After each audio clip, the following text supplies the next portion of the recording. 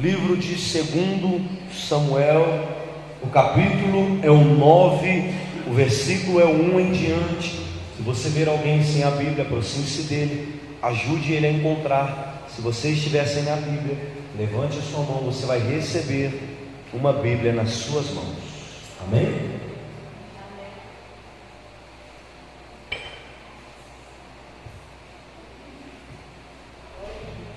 Glória a Deus. 2 Samuel capítulo 9, verso 1 em diante. Quantos acharam, diga amém. Amém. Vamos ler? Um dia Davi perguntou: será que resta alguém da casa de Saul para que eu use de benevolência para com ele por causa de Jonatas? Havia um servo da casa de Saul cujo nome era Ziba. Chamaram-no, pedindo que viesse falar com Davi. O rei perguntou: você é Ziba? Ele respondeu: teu servo. Então Davi perguntou: existe mais alguém da casa de Saul para que eu use de benevolência para com ele? Ziba respondeu: ainda existe um filho de Jonatas, aleijado de ambos os pés. Então o rei perguntou: e onde ele está? Ziba respondeu: ele está na casa de Maquir, filho de Amiel, em Lodebar. Então o rei mandou trazê-lo de Lodebar, da casa de Maquir, filho de Amiel. Quando Mefibosete, filho de Jonatas, filho de Saul, chegou diante de Davi, inclinou-se, prostrou-se com o rosto em terra. Davi disse: Mefibosete. Ele respondeu: teu servo. Então Davi lhe disse: não tenha medo, porque serei bondoso contigo por causa de teu pai Jonatas. Vou restituir a você todas as terras de Saul, seu pai, e você sentará sempre à minha mesa para comer comigo. Então Mefibosete se inclinou e disse: quem é esse seu servo, para que o meu senhor tenha olhado para um cão morto como eu? Então Davi chamou a Ziba, servo de Saul, e lhe disse: tudo que pertencia a Saul e a toda a casa dele eu dei ao neto de seu senhor. Você, os seus filhos e os seus servos cultivarão a terra para ele e recolherão os frutos, para que a casa de seu senhor tenha o que comer. Porém, Mefibosete, neto de seu senhor Saul, sempre assentará-se à mesa para comer comigo. Ziba tinha 15 filhos e 20 servos. Ziba disse ao rei: farei tudo o que o rei meu senhor ordenar a este seu servo. E assim Mefibosete passou a fazer as refeições à mesa de Davi como um dos filhos do rei. Amém, igreja? Amém, igreja? Feche os olhos por um momento, levante as suas mãos em direção ao céu. Nós vamos orar agora em nome de Jesus. Grande Deus e poderoso Pai, bem sabemos que o Senhor está aqui em nossas vidas. Fale conosco cada dia mais. Sabemos que a Tua palavra é a Tua revelação na terra para as nossas vidas. Fale conosco e a nossa alma viverá. Fale com o nosso espírito e ele será vivificado pelo poder da Tua palavra. Assim, Espírito Santo, clamamos ao Senhor, tome o Teu lugar de honra. Fale conosco, em nome do Pai, do Filho e do Espírito Santo de Deus. Amém, amém e amém. Amém, igreja? Se assenta no seu lugar, dando um glória a Deus aí, com alegria, em nome de Jesus. Diga para essa pessoa próxima de você: Mefibosete. Diga forte: Mefibosete, filho de Jonatas, filho de Saul, Diga mais uma vez: Mefibosete, neto de Saul. Amém? Glória a Deus. Olhe para cá, não se disperse. Vamos entender o que Deus está falando conosco nesta noite. Amém? Amém? Estamos aqui em um texto que está tratando para nós, e preste atenção, de um pós-guerra e uma pós-edificação do reino de Davi. Sabemos que Davi, ele foi ungido rei por volta dos seus entre 14 e 16 anos. Porém, ele se assenta ao trono somente aos 32, 33 anos, aproximado. Este período em que ele fica sem se assentar ao trono de Israel é o período em que ocorre a perseguição de Saul para com Davi, porque Saul era rei. Nesse momento em que Davi é ungido rei, Saul era rei. Porém, a Bíblia diz que Deus havia tirado seu espírito de Saul devido a alguns posicionamentos e decisões equivocadas por parte de Saul. Então o Espírito de Deus se afasta dele, e a Bíblia afirma que um espírito mau da parte de Deus se apossava de Saul. E vocês sabem que o contexto é: Davi mata Golias, e ali Davi fica conhecido. Saul entrega a ele a sua filha, e agora Davi faz parte da família de Saul. Porém, Davi era um homem abençoado por Deus, e durante as batalhas que ele guerreava, ele matou muitos homens e lutou muitas guerras. E o ditado e a canção que eles cantavam entre o povo de Israel era: Saul matou 1000, mas Davi matou 10.000. Saul matou milhares, mas Davi matou 10.000 milhares. Então surge no coração de Saul uma revolta. Diga revolta. Diga ciúme. Então, a partir desse momento ali, Saul já não se agrada mais da presença de Davi, porque o via como uma ameaça. Então, nós estamos vendo um texto em que Davi vai esperar muitos anos para se assentar ao trono de Israel, perseguido pelo seu rei Saul. Nesse contexto que nós lemos, se lermos os capítulos anteriores, você vai ver que aqui Saul já está morto. Jonatas, o seu filho, que seria o rei pós-Saul por descendência, está morto. E Davi está edificando, consolidando o reinado que Deus havia concedido a ele, vencendo batalhas, vencendo guerras, estabelecendo um povo forte.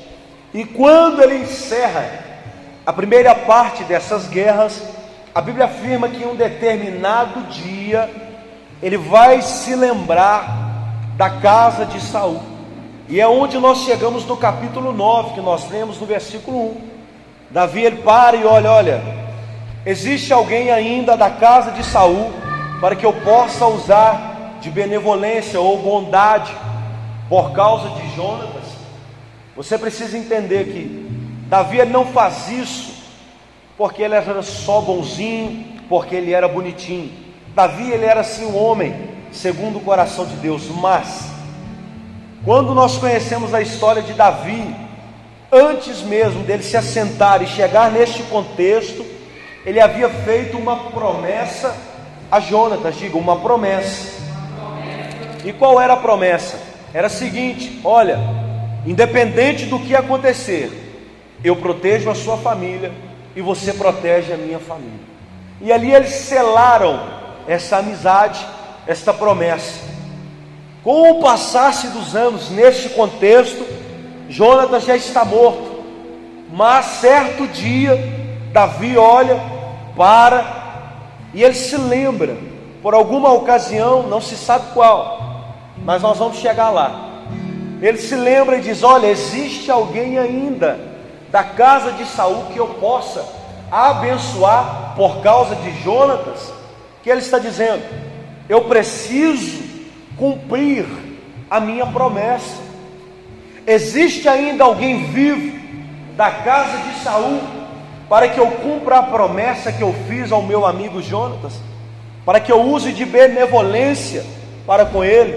Irmãos, nós estamos aqui nesse capítulo 9, muitos anos já haviam se passado, muitos anos Saul já havia descido à sepultura juntamente com seu filho, e Davi estava ali intertido com a consolidação do seu reino, vivendo um tempo de guerras, um tempo de batalhas. Mas a Bíblia afirma que em determinado momento ele para a batalha, ele para as guerras que estava vivendo, e a memória dele retorna em uma promessa. Diga promessa. A memória dele é levada a uma promessa. Ele olha e diz: eu fiz uma promessa no passado, eu preciso cumprir aquilo que eu prometi ao meu amigo. E nós estamos diante desse texto, e esse texto você precisa ter uma percepção espiritual para entender esse texto, porque esse texto ele não está só num contexto imediato. O que é isso? Ele não só está preso neste momento que Davi abençoa a vida de Mefibosete. Este texto ele está ligado a um contexto profético. Diga, contexto profético. Por quê, pastor? E eu digo para você, quem é Mefibosete? Mefibosete era neto do rei, filho do príncipe, herdeiro por herança do reino, porque o filho primogênito de Saul é Jonatas, filho homem. Então Mefibosete, filho primogênito de Jonatas, seria o rei. Diga rei. Diga, Mefibosete seria o rei. Então nós estamos vendo aqui um jovem que quando criança, porque o pai dele morre, ele tinha por volta de 7 anos, quando criança ele vivia na realeza, ele vestia roupas de príncipe, ele comia na mesa do rei, ele se assentava nos melhores lugares, porque ele é da realeza, ele vivia em um ambiente real. É como se diz no ditado, ele tinha sangue azul, porque ele era neto do rei, filho do príncipe, herdeiro do trono. Esse homem aqui, ele não é qualquer um, irmão. Ele seria por descendência o rei de Israel. Ele vestia a melhor roupa, comia da melhor comida, se assentava nos melhores lugares. Ele era da alta realeza.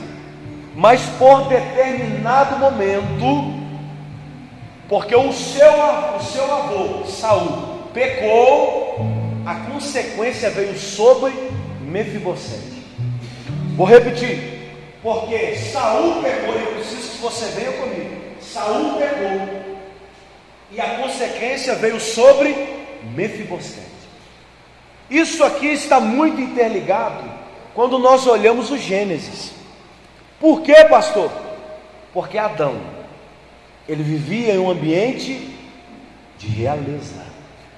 Não havia dor, não havia choro, não havia miséria, não havia ali tristeza, porque ele comia do melhor, ele vivia no melhor, ele se portava como o melhor. A vida de Adão era como uma vida de um rei.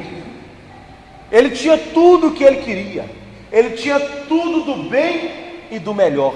Mas um dia, o que acontece? Adão pecou. Semelhança, Saul e Adão.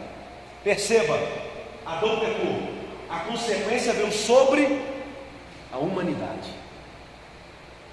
Saul pecou, a consequência veio sobre o seu neto, sua descendência.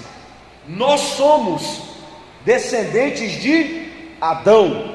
Por isso que a Bíblia diz pelo apóstolo Paulo no livro de Romanos: pelo pecado de Adão, todos nós somos destituídos da glória de.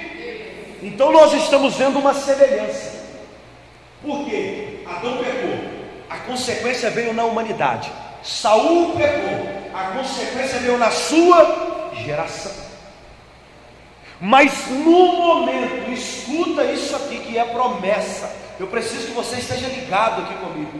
No momento que ele peca, no capítulo 3, Deus vai fazer uma promessa de restauração. Diga, promessa de restauração. Qual é essa promessa? Deus olha para eles e diz: olha, vocês pecaram, tudo bem, já errou. Deus dá o decreto: do suor do teu rosto comerás. Mulher, você será multiplicada as dores do teu parto, você terá dores. E aí Deus faz uma promessa. E qual é a promessa? Do ventre da mulher. No capítulo 3, depois que Adão peca, Deus dá a sentença, mas Deus dá uma promessa de restauração. E qual é essa? Do ventre da mulher nascerá aquele que pisará na cabeça da serpente. Então é uma promessa de restauração. E essa promessa de restauração, ela se assemelha com esse contexto do capítulo 9. Por quê, pastor? Porque Saul pecou. A descendência dele sofreu a consequência da perda do reinado. O neto dele está vivendo na miséria. Olha para cá. Quem éramos nós, se não fosse o sacrifício de Jesus Cristo? Nós vivíamos em pecado. Nós vivíamos por conta do pecado de um homem que frutificou em uma geração. Então nós estamos vendo que Mefibosete se assemelha conosco. Não foi ele que pecou, não é ele o culpado, mas ele está herdando um pecado de anos atrás, da sua primeira geração. Nós não pecamos primeiro, Adão pecou, mas o pecado de Adão se estendeu pela geração humana, pela raça humana. Mas o que eu quero enfatizar não é o pecado e a perda do reinado de Mefibosete, nem o pecado de Adão, é a promessa de restauração. Porque em Adão, Deus faz uma promessa: do ventre da mulher vou levantar aquele que pisará na cabeça da serpente. No capítulo 9, Deus traz a lembrança de uma promessa para Davi. E qual é essa lembrança? Preciso cuidar daqueles que são do meu amigo. Olha para cá, irmão. Quando nós lemos o texto, a Bíblia diz que Mefibosete olha isso aqui, assentaria à mesa do rei como um dos filhos do rei. Você entendeu o que está acontecendo aqui? Uma restauração daquilo que foi perdido. Esse homem, ele perdeu tudo, mas por conta de uma promessa que ele nem mesmo sabia, que ele nem mesmo conhecia, por conta de uma promessa liberada, foi restituído a ele tudo que ele perdeu um dia.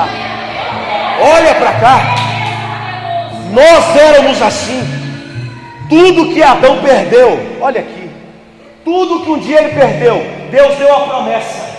Qual é? Do ventre da mulher nascerá aquele que pisará na cabeça da serpente. Aí a Bíblia diz, olha para cá, não disperse, no tempo oportuno manifestou-se a graça de Deus. Olha aqui, quando a Bíblia está dizendo, no tempo oportuno manifestou-se a graça de Deus, quem é? É aquele que pisaria na cabeça da serpente. Quem é? Jesus Cristo. E a Bíblia diz que por meio de Jesus Cristo nós somos co-herdeiros das suas heranças. Olha aqui o que a Bíblia está dizendo: vocês não são meu filho. Olha aqui, Deus está dizendo, por isso que João 3,16 diz: porque Deus amou o mundo de tal maneira que entregou o seu Filho unigênito. O que é unigênito? Único filho. Nós não éramos filhos de Deus, mas pelo sacrifício de Jesus Cristo nós fomos chamados filhos de Deus. Então a Bíblia está dizendo o seguinte: olha a semelhança do texto, o profético do texto. Esse capítulo 9 de 2 Samuel é a revelação da redenção de Cristo nas nossas vidas. O que está acontecendo aqui é Davi dizendo: você não é meu filho, mas vai sentar na minha mesa como meu filho. Olha para cá, você não era filho de Deus, mas pelo sacrifício de Jesus Cristo, nós assentamos à mesa dele como seus filhos e herdeiros.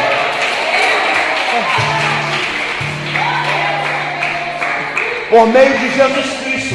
E o que é Jesus Cristo? Uma promessa que foi feita. O que está acontecendo aqui? O cumprimento de uma promessa.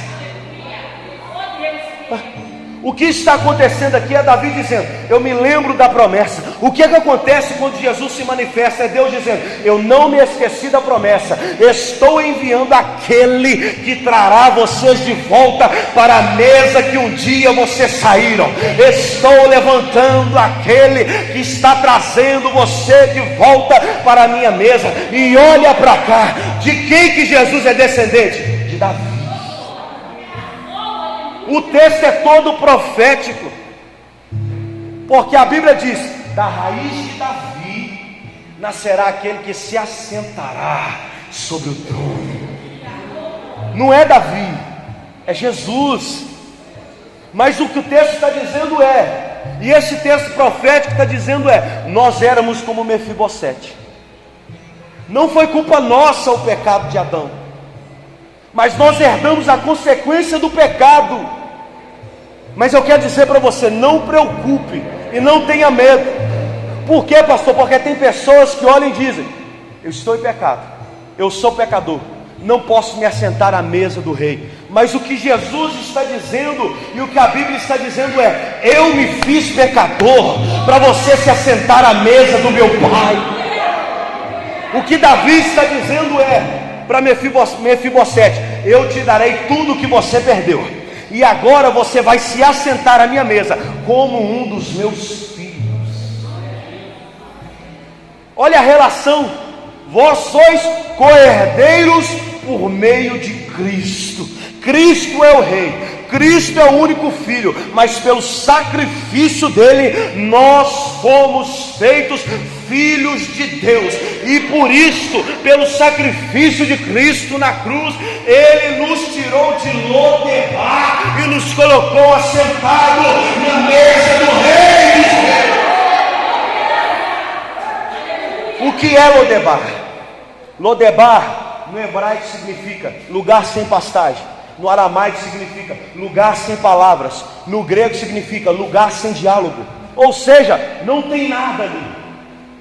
Perdição, lugar sem pastagem, terra seca, sem prosperidade, sem abundância, esterilidade, sem diálogo. Ali não havia importância para a qual as pessoas habitavam ali. Olha para cá, antes de você confessar Jesus Cristo, aonde você acha que você estava? Aonde você acha que você estava? Aonde nós estávamos? Nós não estávamos na mesa do rei, nós estávamos em Lodebar. Mas eu quero dizer para você, um dia pelo sacrifício de Cristo Jesus, pela sua obra redentora na cruz, ele nos disse: eu vos fiz filhos de Deus, e agora vocês não serão chamados mais servos, mas filhos de Deus, e co-herdeiros da minha promessa.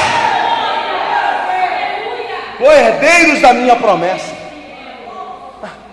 Olha aqui, o que Davi faz? Manda chamar. O que Davi faz? Manda chamar. Diga, manda chamar. Diga aí, manda chamar. Olha para o seu irmão e diga, manda chamar. Davi olha para cima e diz assim: manda chamar Mefibosete de Lodebar, manda trazer. O que significa isso? Tira ele do lugar sem pastagem, tira ele do lugar sem diálogo, tira ele do lugar sem esperança, tira ele do lugar sem nada. Para onde que ele vai? Vai sentar na mesa do rei, ele vai comer como rei, ele vai se vestir como rei, e tudo que era dele eu restituirei. Aquilo que Adão perdeu no Éden, Jesus Cristo retomou e nos restituiu pelo seu sacrifício na cruz. que está acontecendo aqui é isso. Nós somos Mefibosete. A tipificação de Mefibosete é esta. E qual é, pastor? Nós éramos Mefibosete por conta do pecado dos nossos antepassados de Abraão. Nós fomos destituídos da glória de Deus. Mas a Bíblia diz que após a morte de Cristo, às 3 horas da tarde, o véu do templo se rasgou. E agora não há mais limitação, agora não há mais distância, porque o Cristo, o Redentor das nossas almas, está vivo para todo sempre. E a Bíblia diz que aquele homem não andava, coxo dos pés, pé quebrados, deficiência nos pés. Alguns vão dizer que ele caiu. Não importa aqui, não se sabe o que aconteceu. Não é esse o foco. Qual é o foco aqui? Nós éramos pé quebrados sem Jesus. Nós éramos coxos sem Jesus. Mas por meio de Jesus Cristo, a Bíblia diz, pelo sacrifício de Cristo, vocês podem viver de glória em glória, de glória em glória. O que ele está dizendo para nós nesta noite? Você com seus pés, com a descendência do seu pecado, você não anda, mas o meu sangue purifica os seus pés, e eu te dou uma nova vida, eu te dou uma nova história. Você não consegue andar na tua força, mas eu te coloco na minha mesa, porque você não precisa dos seus pés para andar, você precisa da minha presença. O que está acontecendo aqui? O Davi está mandando chamar. Chama lá, busca ele. E aqui chega Mefibosete. E olha a fala desse homem. Esse homem sofreu tanto que ele se inclina, põe o rosto na terra e diz assim: quem sou eu para que o Senhor olhe para um cão como eu? Eu não sou nada. O que ele está dizendo? Eu sou desprezível. Olha aqui, eu não tenho nada para te oferecer. Quem sou eu para que o Senhor olhe para mim, um cão que não tem nada para te oferecer? Olha para cá. Não era diferente conosco. Quando Adão peca, você acha mesmo que nós éramos melhores do que um cão? Isso aqui é forte. Não, nós éramos desprezíveis por conta do pecado que veio na nossa raiz adâmica, dentro de nós, a árvore do conhecimento do bem e do mal. Mas a Bíblia diz que Deus olhou para a terra e Ele decidiu. Olha aqui, Isaías 51 diz: Deus se agradou esmagar o seu Filho por amor à humanidade.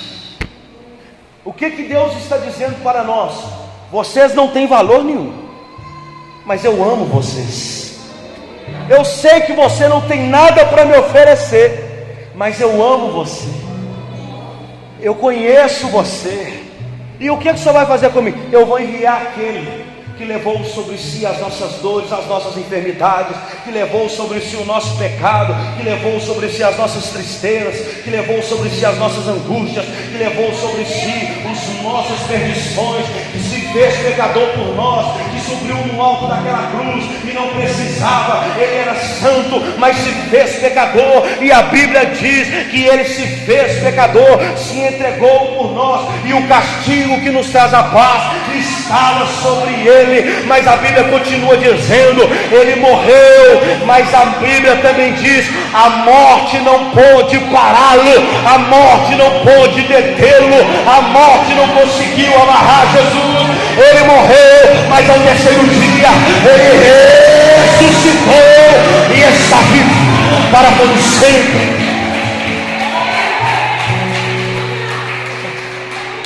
E o que eu tenho a ver com isso, pastor? Só por meio dele você se assenta na mesa do rei. Por isso que a Bíblia diz que ele é o nosso advogado diante do Pai. Ele é o nosso advogado diante do Pai. O diabo vai para te acusar, e ele apresenta o seu pecado, ele apresenta o seu avô Saul, entendeu? Ele apresenta o seu pecado. Mas aí A Bíblia diz que Ele é o nosso advogado diante do Pai. Enquanto o diabo apresenta o pecado, Jesus apresenta o sangue que pagou o preço do nosso pecado, o sangue que pagou a dívida do nosso pecado, que nos tirou de Lodebar, que nos tirou da perdição, que nos tirou do vazio, do nada, e nos colocou diante dele. É por isso que o véu se rasgou. Enquanto nós estávamos em Lodebar, havia um véu que nos separava da glória de Deus, mas ele mandou nos buscar. Perceba, não foi um homem que foi até ele, foi ele que veio até nós e nos comprou em um alto preço. Por isso que o véu não se rasga de baixo para cima, é de cima para baixo. É Deus dizendo: sou eu que estou fazendo, é porque eu te amo, é porque eu te quero na minha mesa, é porque eu te quero assentado comigo. Mefibosete assentado na mesa, é Deus dizendo: não importa o teu passado, não importa quem foi teu avô, quem foi teu pai, nem se ele tentou me perseguir, nem qual é o teu pecado, não interessa se você é deficiente, se você crê na promessa de restauração, se você crê no Cristo ressuscitado, se você crê na cruz do Cordeiro, se você crê no leão de Judá, ele te coloca assentado em uma mesa de glória. Isso é você, isso sou eu. Esse texto é profético. Tudo que é dele, devolve para ele. Tudo que é dele, devolve para ele. Restitui, olha aqui.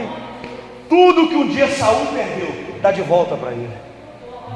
Tudo que um dia Adão perdeu, eu devolvo para vocês. Você não entendeu? Tudo que um dia Adão perdeu, eu devolvo para vocês. E o que é, pastor? A Bíblia diz que Adão, na virada do dia, Deus descia e caminhava e falava com ele. Quando a Bíblia está dizendo restituição, não é de bens materiais. A Bíblia está dizendo a presença que Adão perdeu física, a presença que Adão perdeu por meio de Cristo, por meio do véu rasgado, eu coloco dentro de vocês. Eu envio o Consolador e está dentro de vocês.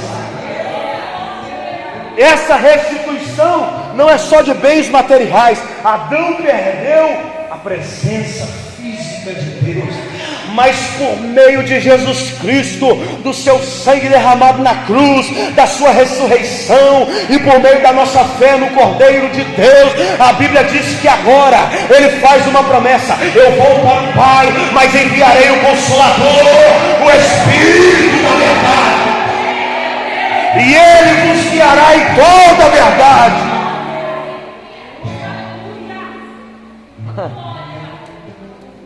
Isso aqui é milagre, isso aqui é resposta. Por quê? Porque nós, sem Jesus, não podemos alcançar nada. Nós vamos morrer em Lodebar, mas um dia ele lembrou de nós. Nós não merecíamos, porque a nossa raiz é pecaminosa, mas ele olhou com amor para você, ele olhou com amor para mim, ele olhou com amor para a igreja e disse: eu sei que eu vou sofrer, mas eu também sei que se eu for, um dia eles vão voltar para a minha mesa. Um dia eles vão voltar para a minha mesa.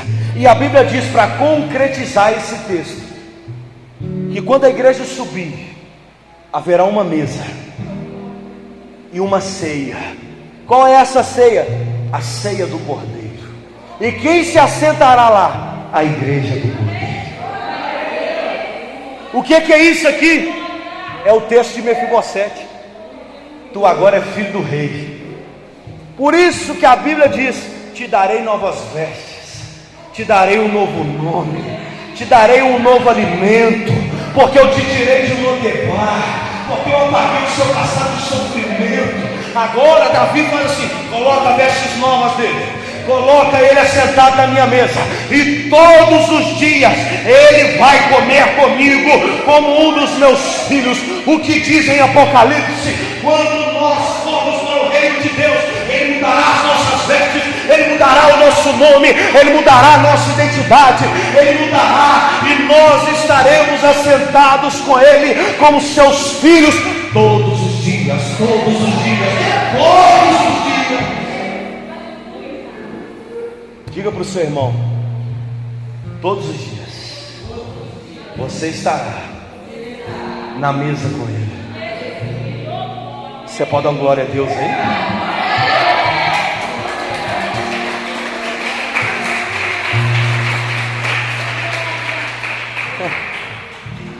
Mefibosete, olha para cá para fechar, significa retirada da vergonha, exclusão da vergonha. Apaguei a tua vergonha. Por isso que seu nome é Mefibosete nessa noite, porque Deus apagou a nossa vergonha, porque Deus tirou de nós a nossa vergonha, porque Deus apagou a nossa vergonha, porque Deus apagou a sua vergonha. O diabo te acusava e dizia que você não podia, mas agora pelo sangue de Jesus, o apóstolo Paulo disse: tudo posso naquele que me fortalece. Não é pela sua força, não é por quem você é pelo Cordeiro de Deus que tira o pecado do mundo.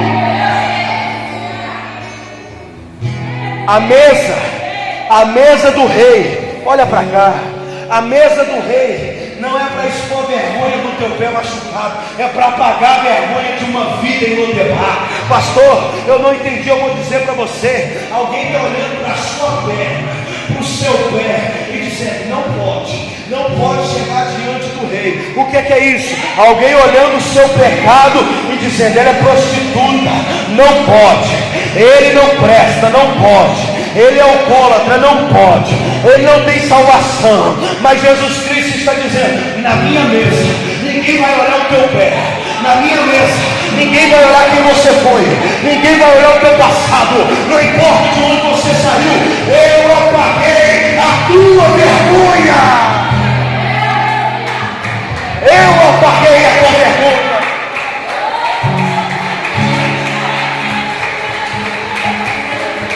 Eu apaguei a tua vergonha. Ninguém mais pode falar mal do teu pé. Ninguém mais pode falar mal de você. Por quê? Porque você tem um aval do rei, você tem um aval do céu, você tem um aval do rei. E ele está dizendo: ninguém mais olha a vergonha dele, porque agora ele não está em Lodebar, agora ele está onde? Está na minha mesa. Agora ele é meu filho, agora ele é meu, ele é herança minha.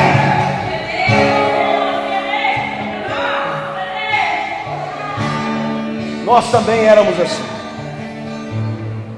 mas um dia a graça do Cordeiro de Deus nos achou, encontrou em nós um passado de pecado, mas não se importou com o nosso pecado. Ele disse: não peques mais, e Ele nos capacita para não pecar mais.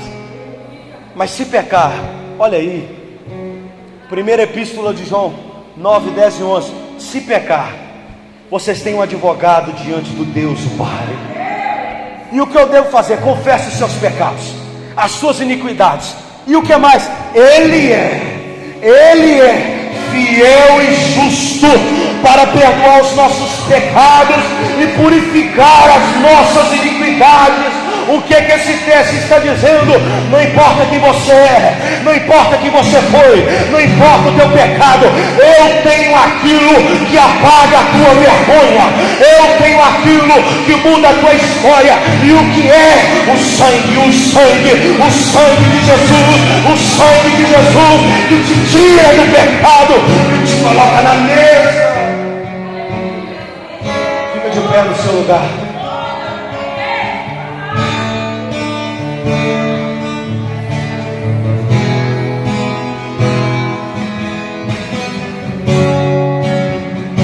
Nessa noite, Deus está colocando você no lugar de que você nunca deveria ter saído. Vou repetir para alguém ouvir. Nessa noite, Deus está te colocando no lugar de onde você nunca devia ter saído. E Ele está dizendo para você: talvez se um dia você saiu, eu te quero de volta para mim. Eu te quero de volta para mim. Eu não te quero na vergonha de Lodebar. Eu não te quero no abandono de Lodebar. Eu não te quero na miséria de Lodebar. Eu quero você na minha presença. Eu quero você na minha casa. Eu quero você assentado na minha mesa. Porque diante de mim, eu não olho o teu passado de dor, sofrimento e pecado. Eu faço nova todas as coisas. Eu vou repetir: eu faço nova todas as coisas. O seu passado pode ser o pior, sujo, mas Isaías disse no capítulo 1: ainda que o vosso pecado seja vermelho como escarlate, se tornarão brancos como a neve. O que é que ele está dizendo? Não importa, não interessa o teu passado. Quando você encontra com Jesus, quando você encontra com o Rei, quando você encontra com o Rei, quando você encontra com Jesus, Ele apaga o seu passado de pecado, e agora não é mais escuro, não é mais preto, não é mais trevas, agora tem luz, agora tem luz. É a luz do Cordeiro, é o Rei dos Reis que te coloca na mesa.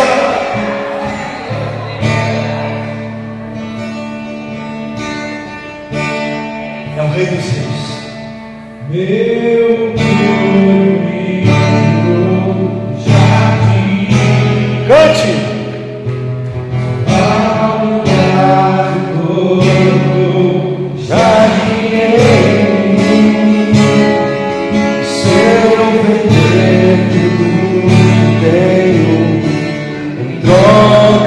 O amor eu faria.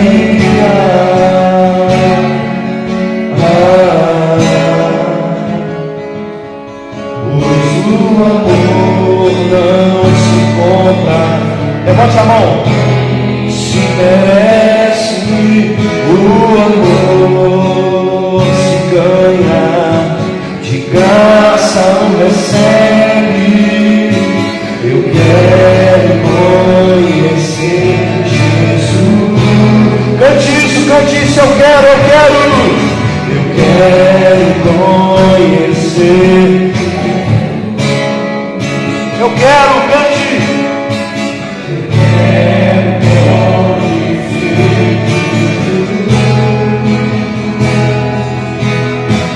Eu quero conhecer Jesus.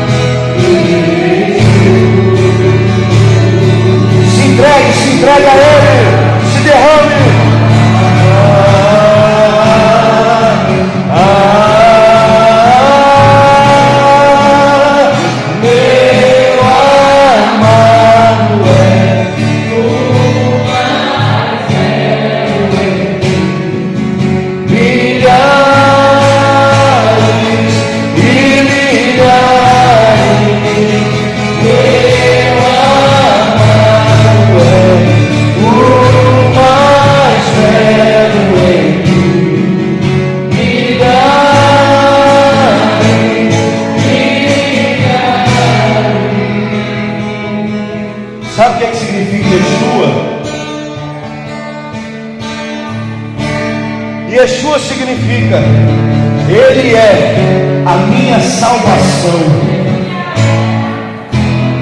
Ele é a minha salvação. Eu quero convidar você que por um momento estava afastado de Jesus. Se houver alguém aqui que ainda não confessou, você estava andando por caminhos tortuosos, Deus está dizendo para você: não importa onde você trilhou, eu quero você de volta na minha presença. Eu sou a tua salvação. Ele convida você hoje. Ele chama você hoje. Se tem alguém aqui que já o confessou e está na presença dele e entende que precisa de salvação e quer vir aqui à frente também, fica à vontade. Essa hora, a hora é sua, o lugar é esse. Mesmo que você já tenha o confessado, mesmo que você já tenha o reconciliado, se você entende que ele é a sua salvação e que você precisa ser tirado de Lodebar, que você estava vivendo em Lodebar, mas que você quer estar sentado à mesa com ele, esse é o momento. Pode vir, não interessa se você já o confessou ou se você se desviou e quer retornar, a hora é